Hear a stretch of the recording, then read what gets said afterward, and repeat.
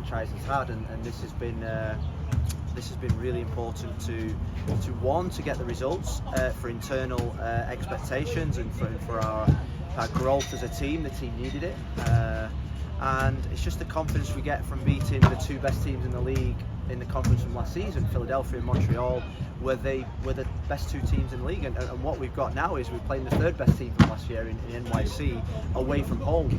And what you realise in this league is that home and away is totally different. You know, there's not many teams in both conferences that have good away records, and there's a reason for that. It's the temperature, the climate, the pitches, the travel, and we accepted last season that our away form wasn't good enough, and if we'd have won maybe 3 or 4 more games away from home, we'd have finished in 4th position.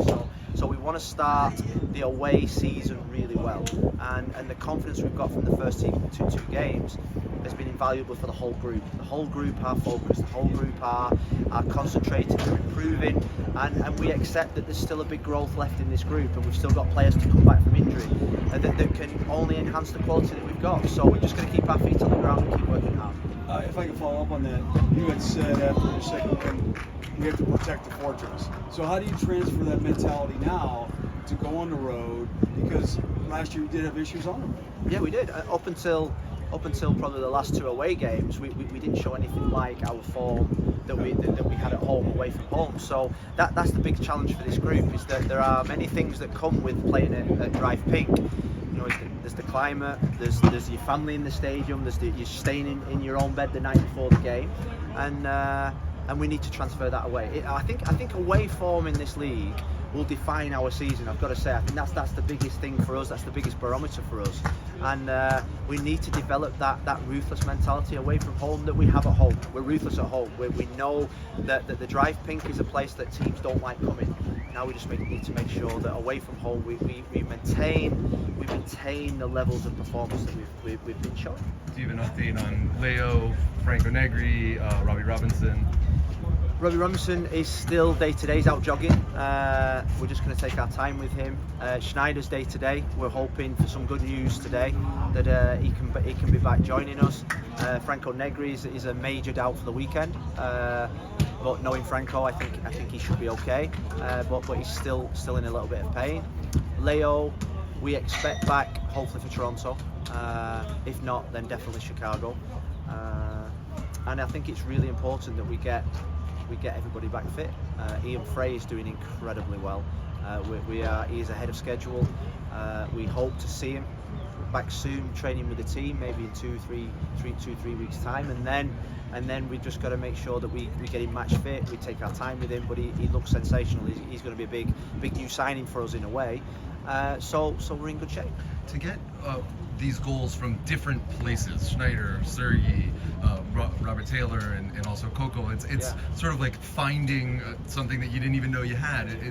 Once Joseph can really get going, once Campana comes back, those are going to be your talisman. But to get these early goals from these unexpected places, how important is that for a team mentality to really go out and attack games? Well, I think it's vital. You can't rely on Joseph or Leo or Stefanelli. You know, those three haven't hit the back of the net yet, and I know they're all desperate to hit the back of the net, and they're the ones that we're probably, when you look at the 11 to 10 month season, that those are the ones that we're looking to get the bulk of our goals. But I think if you look at the games we've had so far, set play goals we talked about a lot last season that we didn't have, that we're now starting to have.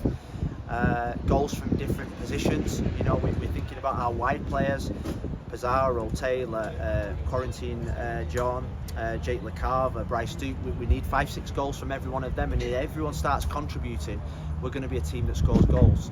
The pleasing thing in the first 2 weeks is, without a shadow of a doubt, been the clean sheets. If we keep building on that clean sheet mentality, then we're going to be a really, really difficult team to beat. I want to ask you about New York City FC, and then I'm going to ask you about Drake's I'm going to feature on that. Do you think subconsciously some of the guys that were there last year for that playoff game, is there payback maybe a little bit? Well, no, I think I don't like payback, but what I would say is that there's probably a few scars and there are some memories that I hope will inspire them on Saturday in terms of the level of performance that's needed to beat a team like NYC.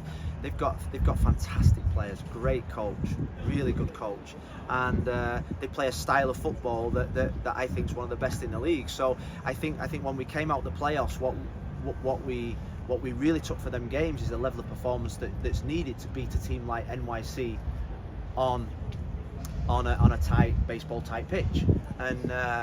And this Saturday we're going back to a phenomenal stadium, playing on a tight pitch against a really good team, and we're going to have to remember the level that we need to get to that we saw in the playoff, because NYC beat us comfortably in the playoff, and now we need to go back there and raise our level of performance. I want to ask you about Drake Callender. You know, perennial backup. Last year, one of the finalists for Goalkeeper of the Year in MLS. Yeah. His calm demeanor, and we've seen that already early this season. Describe that to me. Well, I thought against Montreal he was our best player. He won us the game, I felt, with the saves that he made. I think I'm a bit biased, but I feel as if he should be close to the US squad now. I see his level getting better and better. I see consistency in his performances. He's making big saves, and I feel as if he should be close to the US national team now. And I think over the next probably couple of camps, I'm sure the new US national manager and their staff are looking at Drake and thinking, you know, how they can, if they can get him into their squad. So we're really pleased with Drake. He's like a number of other players that we've got that we still feel there's another jump, we still feel there's another 10-15% of his performance levels to go up.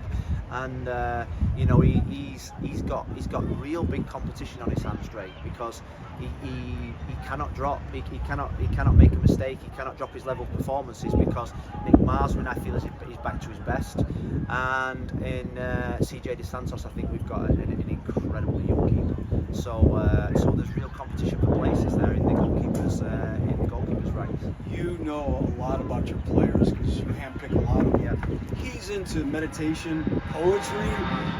Goalies are different. Is this something that's different for a goalie like But this? goalkeepers are different. Their characters are different. I think I always say that if you get a goalkeeper that's not different, then he's not a goalkeeper. He's not, you know. And I think with Drake, you know, he's a real calm personality. But he's got a real inner determination, and he's never wavered from that. Even when at the start of last season, when he went through a little bit of a dip in his form and he was suffering a little bit, he was determined to get to where he wanted to get to, and he's worked really hard. And the proof is in his performances on the pitch. But the poetry aspect of people No, heard of a player doing you know, that? I think what we've got a diverse group that like doing different things. We have a group that like to meditate before games now. DeAndre and Drake, you know, they've influenced the group in the way that they prepare for games. And I think with our psychologist Fahim on board, I think you know, when we're on the road, we have meditation over Zoom. It's part of the preparation. It's now part of what we do. And you know, it's always great when you start with one player doing it and then two players join, and then you get that Piper effect of, you know, 8-9 players in the group all play as part of their routines, and it's become part of what we do.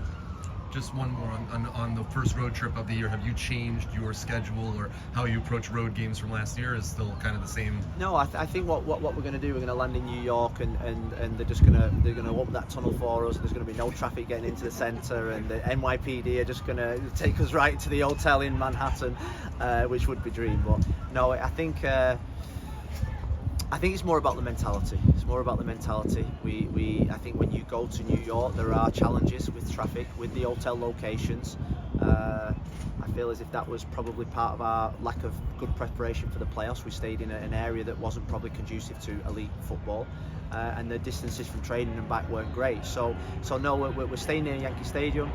We're preparing right, and we just have to get that mentality that it's going to be difficult, it's going to be tough, you're going to be out of your comfort zone, it's going to be into Miami versus the rest of New York, and I always think that this will be a big sign of how far this team has come.